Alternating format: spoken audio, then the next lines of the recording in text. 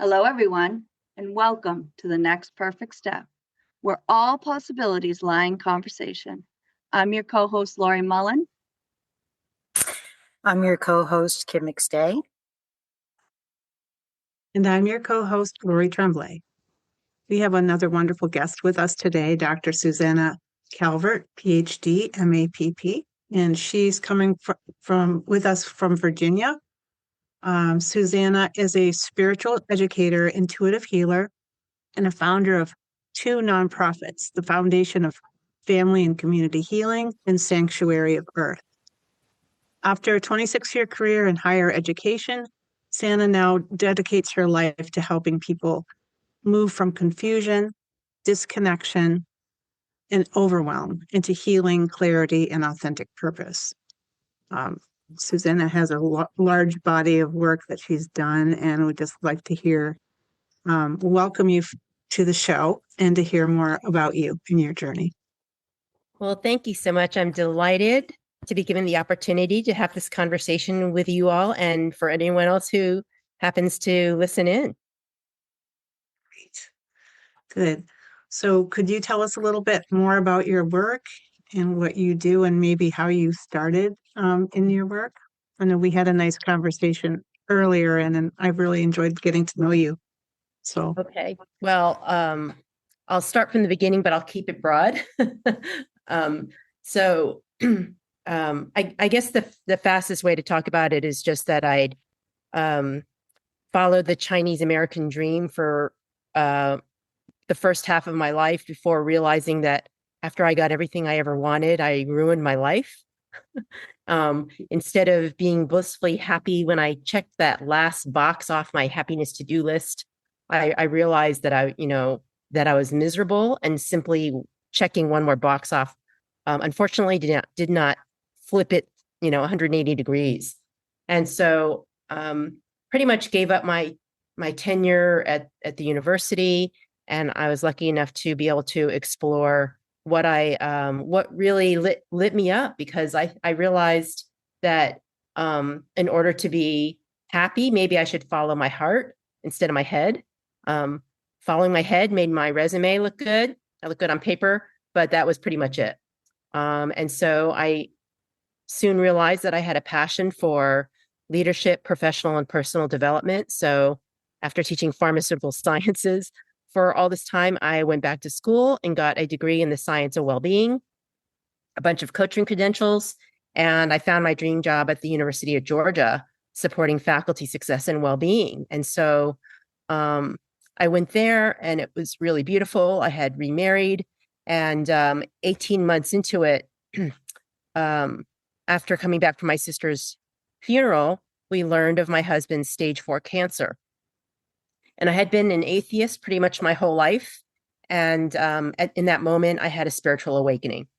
And it was pretty intense period, trying to bring healing to my husband, who eventually passed away 7 months later.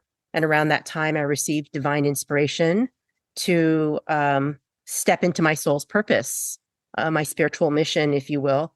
And I was guided to give up my dream job and move back to Richmond, Virginia, where I spent most of my career, and put my life savings into starting the Foundation for Family and Community Healing.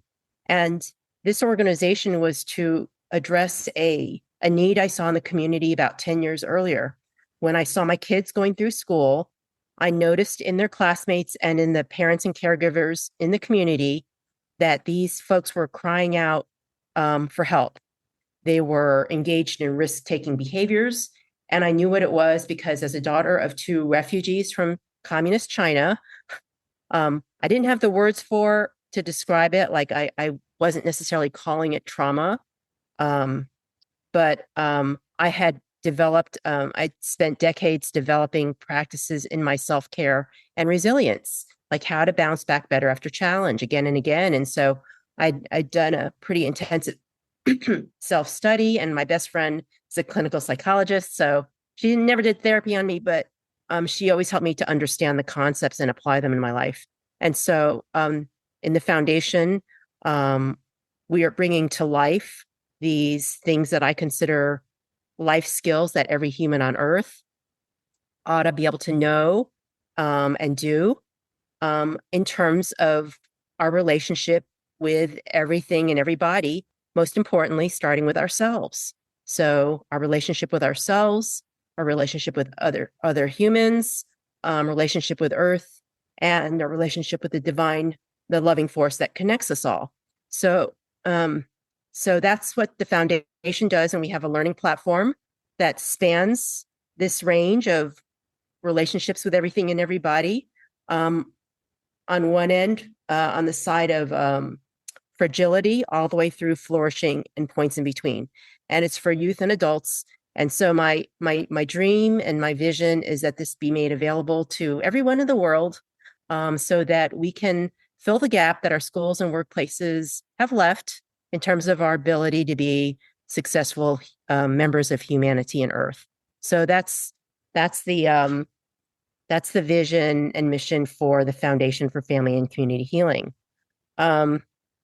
During all of this time, when I had my spiritual awakening, my gifts came pouring in crazy fast. And it was, I'm sure you know, have a good idea of what that's like if you haven't experienced it directly. But I went from being an atheist to understanding that I have clair gifts. I'm psychic.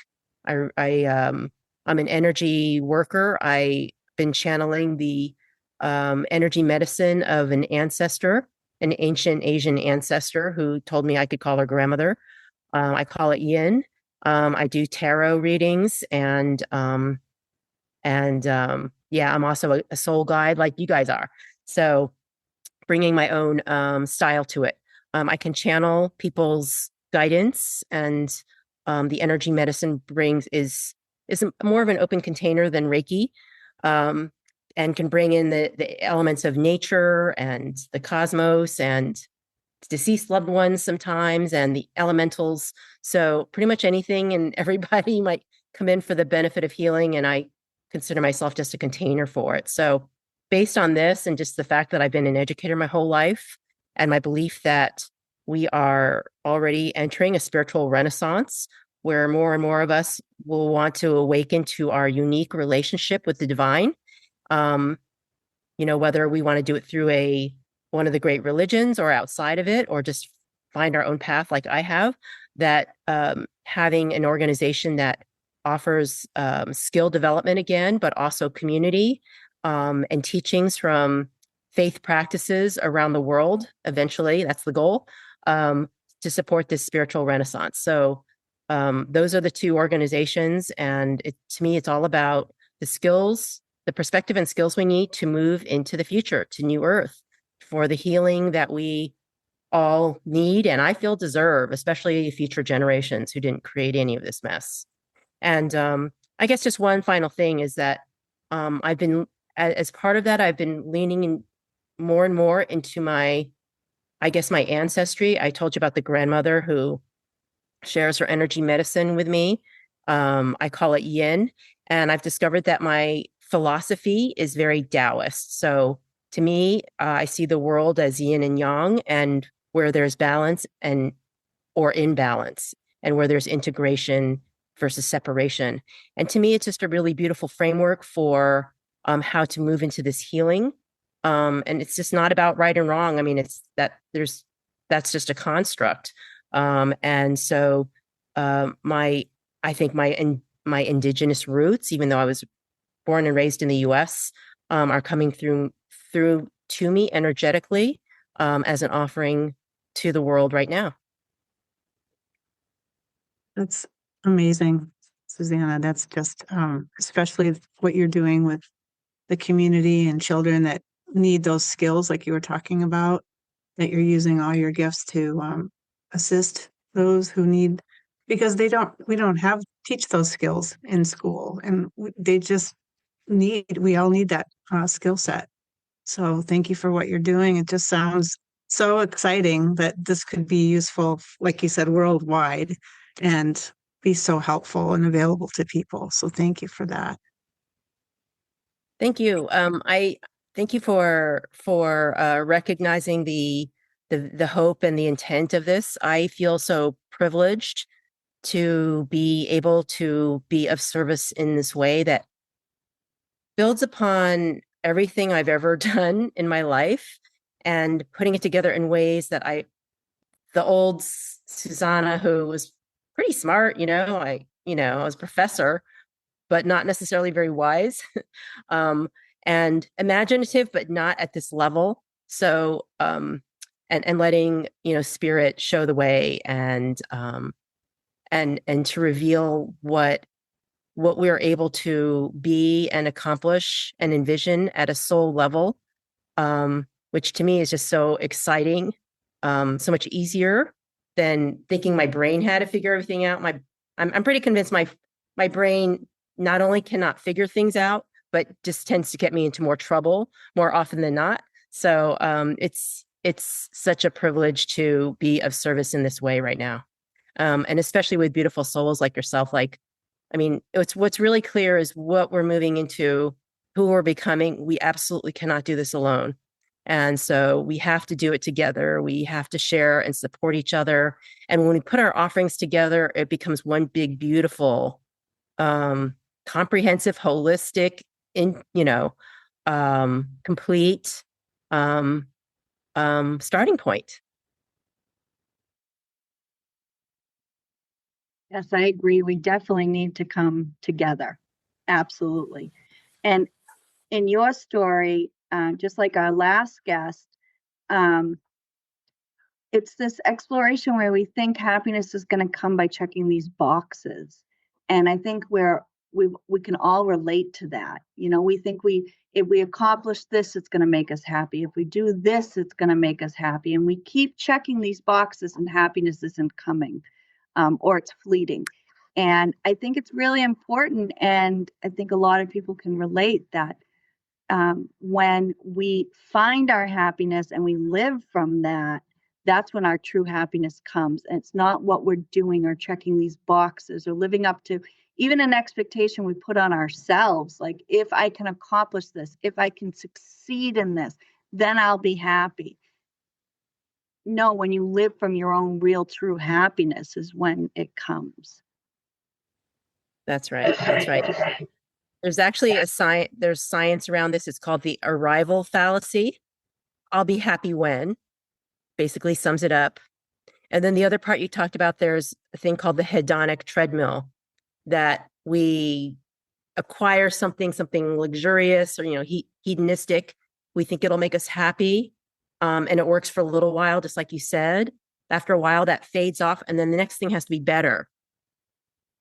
And so this is the treadmill, and it gets bigger and bigger. And eventually we go, God, I'm still not happy. And hopefully at some point we have an aha moment, but I'm not sure if people do. I think people start to turn towards numbing and blaming and anger and depression. Like, if we don't necessarily find our way out of it. Yeah, I definitely agree. And I can see that more and more. I mean, you can see the anger in the world right now. And I think it is come to a head of always looking outside of ourselves to find something to fulfill us, or to find that happiness. Or if we can make everybody think the way I think, I'll be happy, Yeah. and Or that's right. Mm-hmm. Right. Yeah. So we really do need to come together, instead of fighting one another constantly. And I just completely agree with that. Yeah. So here's my hope, and I think maybe one of the most important teachings of our generation, it's really of every generation, is about finding your truth, finding your answers, finding your healing within, and that all of this crisis, that sometimes we have to hit rock bottom in order to be willing to break open our resistance to what is, or who it, or who we are. And so these rock bottom moments can be absolutely transformational. And to me, this is the upside of the modern era of everything going nuts, is that hopefully more of us will crack open and re-examine the beliefs and habits that got us where we are. And I feel like this is really just humanity's path. Like I've had to do that multiple times myself. And I'd like to say that after, 4 decades or so of recognizing this pattern myself, that I don't go to rock bottom. I think it's still possible. I don't tend to go there as often or for as long. Um, but this is all described in the hero's journey, Joseph Campbell's hero's journey, which is according to Campbell, like the story of humanity. Like when we tell stories, it's this storyline that we tend to tell. And the general premise is that, we're looking to the external world for like, here's the problems, and, there's the bad guy or bad gal or bad situation. And we see the problems as all external. And oftentimes the Shiro, I call them Shiro, realizes that framework is not working and that the solution actually lies within us.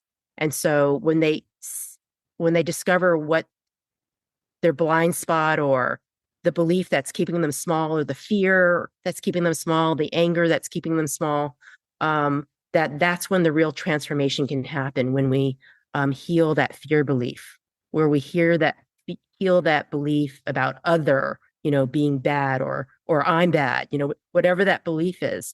And when we do that, we can recover this piece of ourselves that has been keeping us small. And then we can become bigger and more whole, because it's usually like a part of our childhood, our inner child, that had to adopt this belief and behavior out of self-protection. And so when we recover our inner child, then we can prevail over the situation and return with the gift, our healing, our wholeness, a bigger version of ourselves. And if we understand that this is an invitation that happens over and over again, then we can become bigger and bigger and more self-transcended. Or we could get stuck in the numbing and the denial and the blame and the repression, medications, drugs, alcohol, addictions, fighting, despair, whatever it is.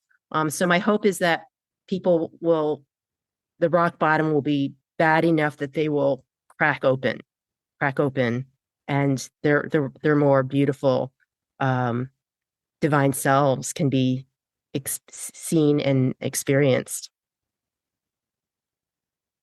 That's Yeah, I like what you're saying. Oh, go ahead, Laurie. No, please go ahead. Go ahead. But I had a question, because you were talking about transformation and hitting rock bottom.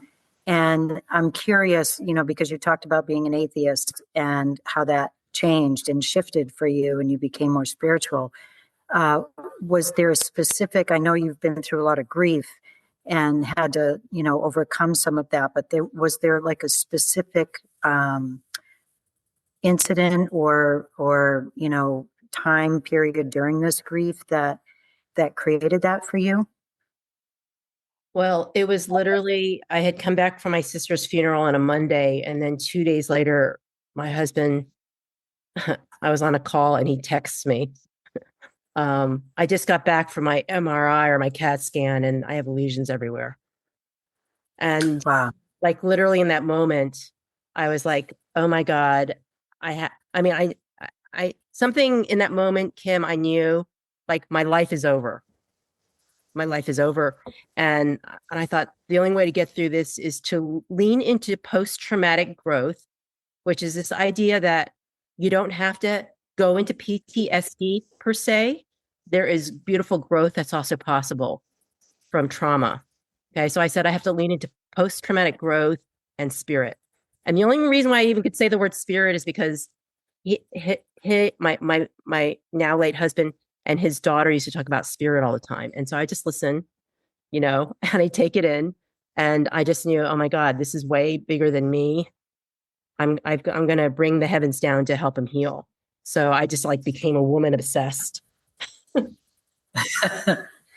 nothing to do. And so yeah, I pretty much just devoted myself to my spiritual study and growth and his care and just doing my job well enough that I didn't ruin that as well. So that's all I did. We had just moved to Athens 18 months prior. And so I didn't have a lot of local, I didn't have obligations in the community. So I was just able to do this. Thank you. Yeah. That's a rock bottom to awakening for sure. Well, it was actually the beginning of the slide, Kim, because, it was, he actually had a miraculous recovery. He was given 2 to 3 months to live and he went 7. So at around month 5, we were like, oh my God, we have a new lease on life. And we thought we were out of the woods, but then he had a setback and then it went downhill. And so I would say about the time he passed away was the beginning of rock bottom, because after he passed, like things just got worse. Because, I mean, these things have various impacts on families and relationships. And so just experiencing the fallout of the fallout of the fallout, like that took probably a year and a half to unfold. That included me quitting my job and moving back to Richmond and starting a nonprofit. So yeah, like the darkest part was probably a year and a half. And then, I've been sort of working my way out ever since. I mean, I finally feel like I'm at the part where you experience this beautiful rush of well, Campbell describes it as if you're having supernatural help and doors are flying open. And to me, I described it as an atheist back then as if you're flying on the wings of destiny. So, I mean, I've been able to see it for a number of years, but it's starting to feel like this is happening. Like basically these little tiny doors are flying open, or these great big doors are like creaking open ever so slowly, 1 millimeter at a time. It's that kind of feeling now. And so I feel like I'm finally moving out of it. But it was a real lifesaver to me because I had already worked through this in my previous dark night of the soul I mentioned to you earlier. And so for me, like it was always the hope, like I know what to do here. I know if I just move through this phase, there's this beautiful other thing on the other side. And so it really just kept me going, and just having the strength of spirit and wisdom, even though I was not very wise with spirit. Whether I am now is still questionable, but better. Yeah, I mean, we make mistakes, right? But yeah, like that was just totally kept me afloat and gave me hope every day and comfort. And helping all of the people you're helping must be inspiring for that journey too, I would think.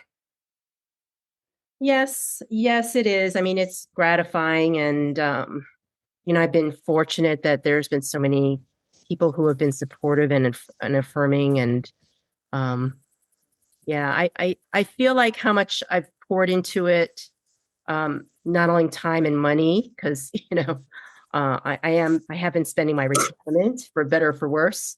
That the impact is not yet where I'd like it to be, but I also can see that the potential is infinite. So I'm just trusting in divine timing and manner. And that huge impact, I can also see the path ahead for that, and it may or may not happen, but at least I can see the path for it. So that's huge progress. That's What great. advice would you give people that are maybe experiencing rock bottom or in this dark cave that they can't see out of? What would you tell them? What kind of things that can they do to kind of raise themselves up? Yeah. Well, so it's not an easy process. I think the first piece of advice I would give is to be present. Be present. Because we can just make it worse by having regret about the past or worrying about the future. Being present can remove all of that, but also more importantly, create stillness within. And I mean, you all know about this. Like when you have stillness within is then when you can start listening deeply, right? Because it's the whispers in the darkness that will lead you through it, not the chatter in the brain. The chatter in the brain got us there, but it's the whispers in our heart, the whispers in our soul, the whispers in our body, because our bodies also know what to do. And when we really listen and trust is when we can start to stabilize in the rock bottom and start to find the pathway out. I feel like there's not too many teachings around this, but there are, and I've actually created a course on the rock bottom. It's really all about dealing with the shadow. It's called Embracing the Shadow, and it helps us address those beliefs and cognitive biases and errors like arrival fallacy, polarity thinking, confirmation bias, like that kind of stuff. To start also working through them cognitively. So like the belief, oh, I'll be happy when, like for us to notice that's a cognitive bias and error. And to say, well, I am happy now too. You know, I'm going to like that, but how am I happy right now? Like, how is happiness available to me? So just being able to like notice what we're thinking and to challenge it and create more spaciousness in that belief, knowing that while you might be happy when that happens, but maybe that's only a grain of truth, not the truth.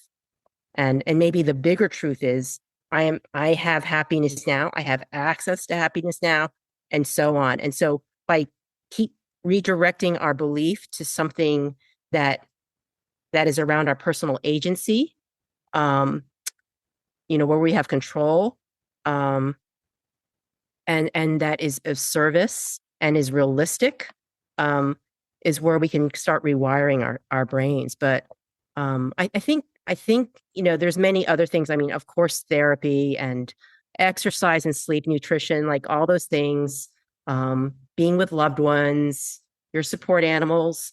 I like to have a toolkit for like when you're crashing or spinning out. Like, what do you do that is nourishing? Like, nature is such a huge resource for people, if that feels in alignment. Music, movement, exercise, dance, whatever little doses of joy. But to me, if we don't address those beliefs, those deeper beliefs, we keep having the same emotional and behavioral habits, which keep re-traumatized. We just maintain the trauma. So we have to kind of work through the trauma. There's also deeper modalities. I mean, yoga, sound bath, breath work. I mean, anything to get us in our body, like breath work, yoga against dance. I'm a fan of sacred medicines, but not as a pharmaceutical alternative. I mean, we still have to do the inner work in my point of view. But I mean, like, I'd never wish rock bottom on anybody. And I also celebrate the opportunities that it presents to people. And I hope people also know that there's so many people like you all here who can help guide us through. We wanted to have a space for that, for conversations and people that could feel safe and get some insights like such as you've shared with us so beautifully today. So that's our goal, is to just create that kind of community space here for people that can listen and learn about themselves. Well, and thank you for doing it so beautifully. I mean, I know how much work it is to make this happen, and the commitment of the three of you to make this available to everyone is really so beautiful. And I am grateful to you on behalf of me and so many others.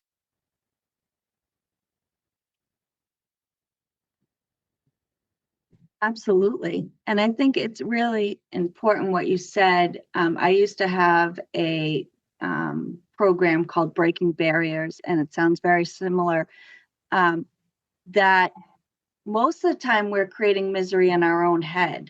It's I'm supposed to think this is supposed to mean this. I'm supposed to do this. It's that supposed to, right? Right. And that we're creating it in our own heads. And if we can take a few minutes, like you said, with the breath work, or to be still, or to be in the present moment, that we can realize that we're creating our own misery.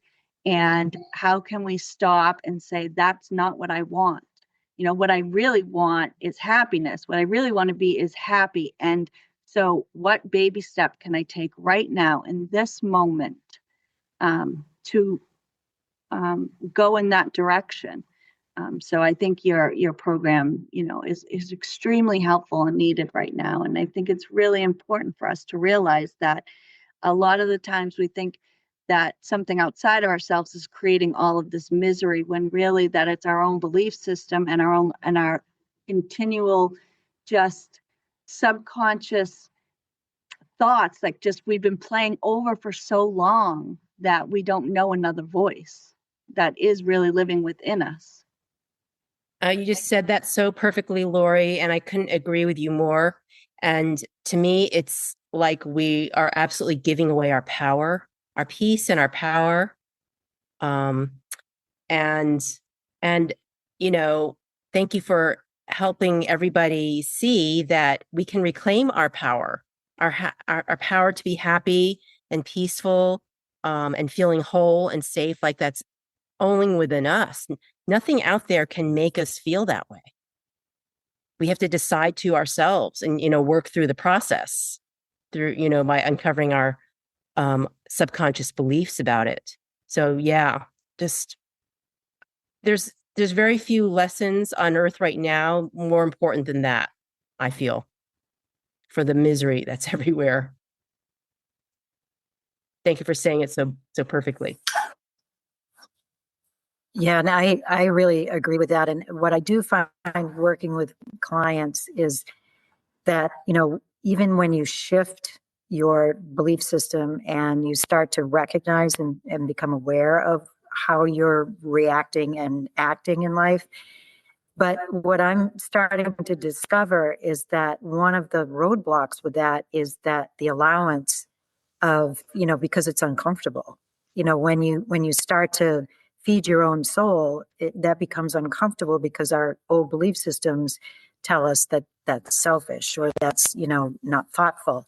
So that ability to receive the self-love that we're discovering, or the wanting to be generous to the world in an expansive way as opposed to in a directive way. I think it's really hard for people to make that shift from switching their belief systems to accepting their new belief systems. So now you're being received differently from people, but are you second guessing that? Like, are they just, doing it for this reason or that reason? Or are you able to really open, allow, and receive? And, I think that that's a huge struggle for people. Yeah, because it's sort of in our head, right? Like, I know I should be healthier. I know I should go exercise more, but, knowledge is not powerful enough in many cases. Yes. Right. But in the Western world, knowledge is power. Knowledge is power. We have the whole internet plus AI at our fingertips, and are we any happier?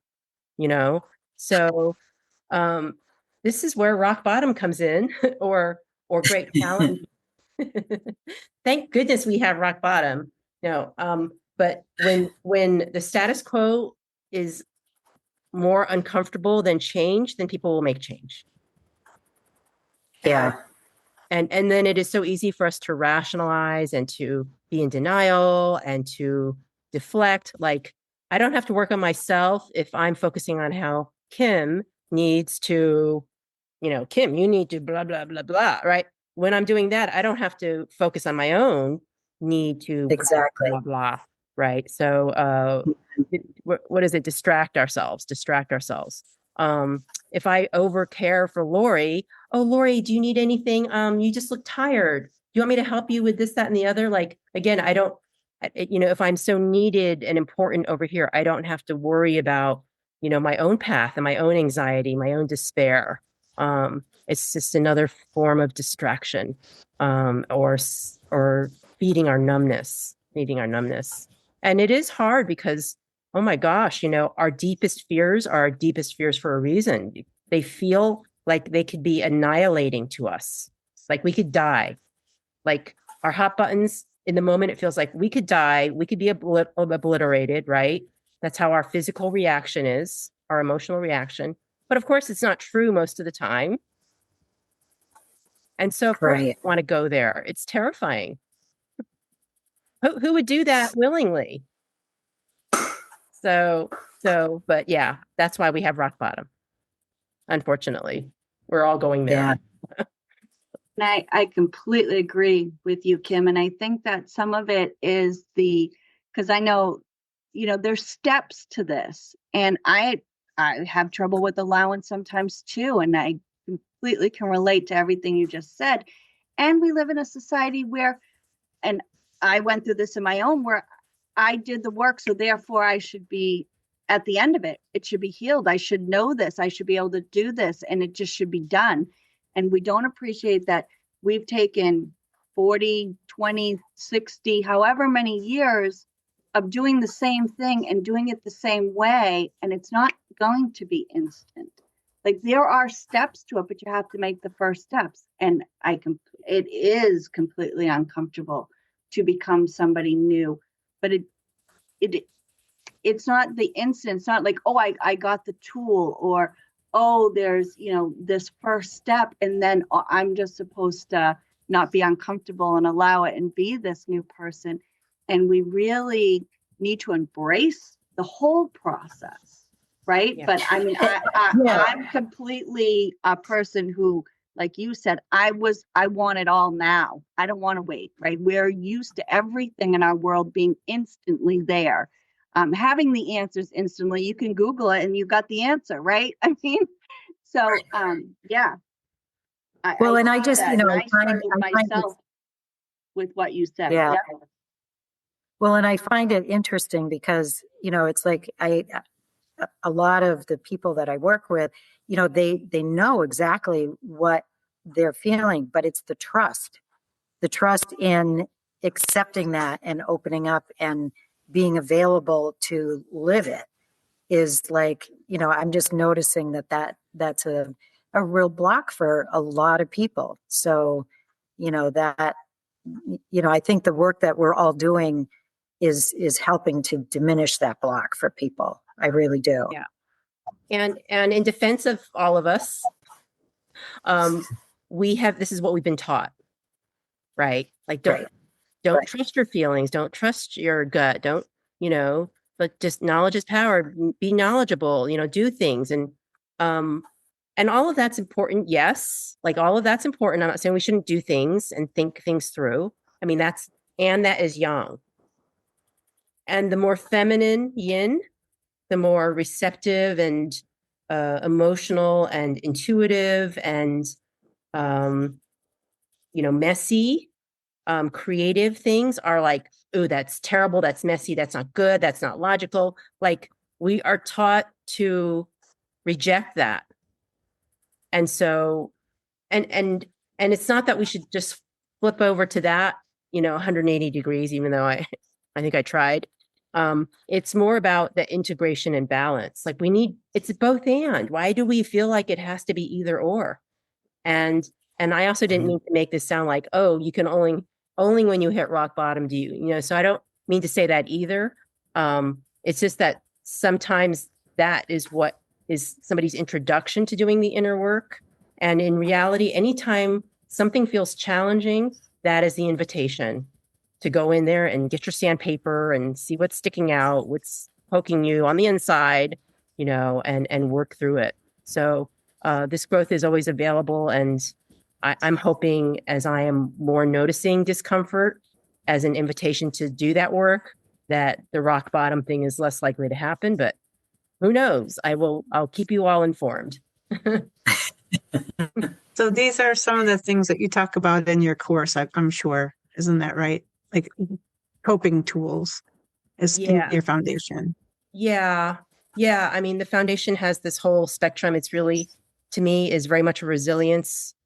It's so much about resilience and flourishing through relationship with self and everything else. Like again, because like your power is within. So if you give your power to your environment, then, you're not doing so well, as Laurie said. And so, yes, like I have a course on the Shiro's journey. So about that inner work, and then embracing the shadow is, okay, well, what do you do when you hit rock bottom? Or what do you do if like you're just feeling challenged and stuck? Like you don't have to hit rock bottom to do the work. It's just the biggest motivator, potentially. So yes, there's coursework there. And then for people who, and we're, one of our new courses it's about to be released, called Uncovering Your Authentic Purpose. Because once you start clearing away these fear beliefs and stuff, you start to sense yourself in a different way. Like, oh, this used to be really important, pleasing everybody and being perfect. Well, what if that's not part of my life? Who am I then without that? Like, what does my heart want to do? Like, that's what I was asking myself, right? Such a privilege, a first world privilege, to be able to say, what does my heart want to do here? And so when we start to clear, we can clear this out. We can be more clear within, and our deeper sense of purpose, our most natural and authentic gifts can be revealed and put together for the solution that the world needs right now. Like the solution doesn't need another, a second this, that, or the other, Bill Gates or whatever. The world needs us in our wholeness, each of us in our unique wholeness. Yeah, and Sanctuary of Earth, when you go deeper, we have these classes on intuition and healing and these more spiritual things.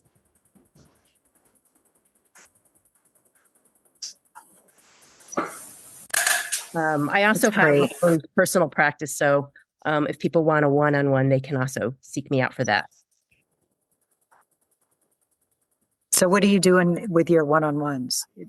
Like, do you do intuitive work with that? Do you use tarot and things like that as well? All of the above. So I pretty much, so I used to think the height of successful, of professional accomplishment was being the expert. And I went from that to being the coach, where I'm just being curious. And now my aspiration is to be a blank container and conduit for the divine.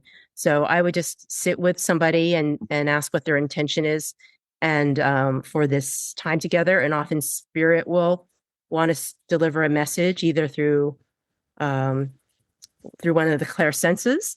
Sometimes people want to talk to their spirit guides, and I'll just be the translator. Sometimes when there's a lot of constriction in their energy, I do energy work, and the guides would just tell me. And I would offer that to the client. And I'll often end with a tarot reading, which just, I don't know, like spirit and the energies just are able to explain things and offer insights that is way above my pay grade, like orders of magnitude. So I just let them do the work, and I just try to keep myself out of it. Sometimes spirit will say, oh, tell them this story, this story about, or teach them what attachment style means, or, so sometimes they'll encourage me to do a little teaching or tell a story. But basically I just come in and let the energies direct the intention of the client, and the energies direct the offering. And like I mentioned, like sometimes when I do the yin energy medicine, like pretty much anything or anybody might come in. Like I had a client who said, I have this attachment with my deceased dad. He just doesn't get out of my energy. And so it's like, sure, my guys were like, yes, you can work on that. So I start working on her, and I'm like, hold on, I need to work on your dad here. So I started doing energy medicine on the dad. And sometimes the planets or celestial bodies will come in, and once Moon, like just boom, appeared in the room and is like, got this. And I was like, okay. And I literally just like sat there, and I was like, waiting for instruction.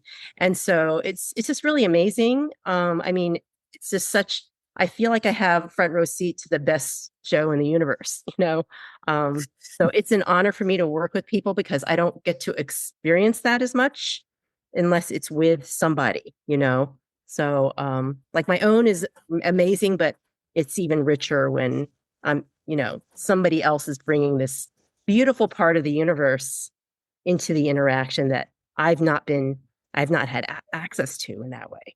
So it's yummy, very yummy. And you and I had a conversation to schedule the podcast. So we had like an introductory conversation on Zoom. And I had the honor and privilege of receiving a reading from you. And it was just amazing. I still can remember some of the core points that went deep inside. So thank you for that. That was just incredible. And I appreciated it so much. Oh, thank you for the feedback, dear. I mean, it's always my joy to do the work with someone who's okay. So just a little phrase is wanting to come in, who's really in it heart and soul, and for the sincere benefit of everybody and everything, and to be of service in her highest way, and with the greatest integrity and love. So that just came through as a little affirmation for you, Laurie, that yes, that's somebody who's so sincere and earnest and committed. Like, it is truly a gift to be in energy, in relationship, in collaboration, whatever, in the container with. Thank you. I'll agree to that. You're here. We love her. Yes. Yes. It's an honor. Where can we find out more about you and your work? Well, thank you for that question. So the foundation, you can find our learning platform on the social, emotional, psychological skill development from fragility through flourishing at healingedu.org. And if you're looking for classes on spiritual development, you can go to sanctuaryoferarth.org. We have, usually 1 or 2 classes available at a given time. We're still very, very new. If you can go to susannacalvert.com to learn about me and book a session, or you can email me at susannacalvert@gmail.com.